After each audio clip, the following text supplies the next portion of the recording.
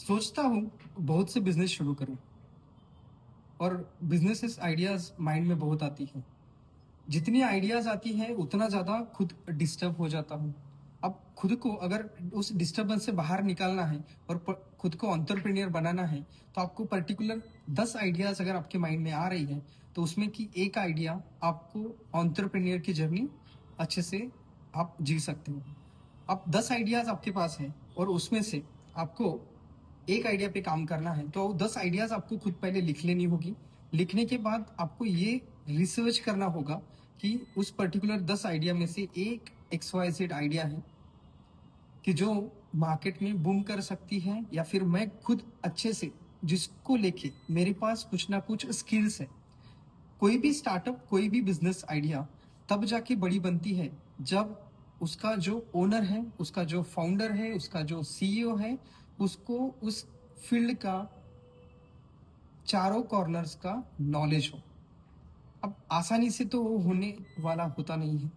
किसी की शायद कोई जॉब कर रहा हो फिर भी बिजनेस माइंड मतलब आइडियाज आती होंगी।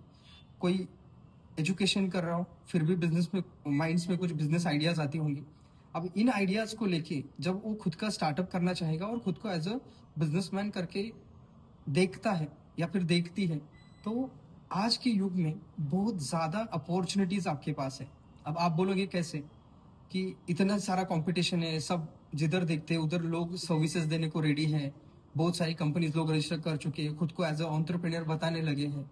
तो इस केस में अगर मेरे पास कुछ बिजनेस आइडियाज है, तो मैं उसको एक्चुअल बिजनेस में कैसे कन्वर्ट करूँ।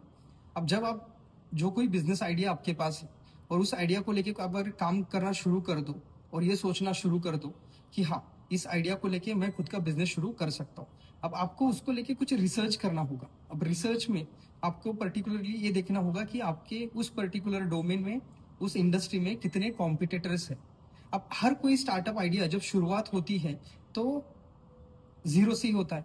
अगर कोई आज उसी फील्ड में आपके पर्टिकुलर डोमेन में टॉप लेवल पे है, मिड लेवल पे है, स्टार्ट लेवल पे है, तो आप ये सोचो कि उनका जो पहला दिन था, जिन्होंने उस दिन जब बिजनेस शुरू किया, तो उस दिन उनकी हालत क्या होगी, उस दिन उनका माइंडसेट क्या होगा। तब जाके अगर अपने पास आइडिया है और अपने को एज अ बिजनेस स्टार्ट करना है और खुद का कुछ स्टार्टअप बनाना है, तो अपन शुरुआत कर सकते हैं। बट अगर अपन ये सोचने लगे कि अरे, अभी तो जो मार्केट में ब्रांड्स है वो तो टॉप लेवल पे जा चुकी है इस इंडस्ट्री में, मैं कहाँ सरवाइव कर पाऊंगा, मैं खुद का कहाँ बिजनेस खड़ा कर पाऊंगा, तो उस केस में इट्स आपके लिए पॉसिबल नहीं होगा। और जिस किसी से भी आप डिस्कस करोगे और ये पहला नेगेटिव थॉट अगर आप उनके सामने पुट करते हो, तो it's definitely going to be hard कि वो यही डिनाई आपको वही बोलेंगे कि अगर तू ही खुद निगेटिव सोच रहा है तो तेरा स्टार्टअप नेक्स्ट लेवल पे कैसे लेके जाएगा। अब जब स्टार्टअप आपके पास है, आइडियाज है, मतलब एक आइडिया है, 10 आइडिया में से एक आइडिया आपने चुन ली और उस आइडिया को लेके अभी आपको प्लान करना है कि आपका प्रोडक्ट, आपकी सर्विस आपको कहाँ पे, किसको और कैसे सेल करनी है। मानो जैसे कि एक कोई जैसे भी जितनी भी कुछ आइडियाज है उसमें से कोई सेल एक पेन बेचने वाला इंसान है।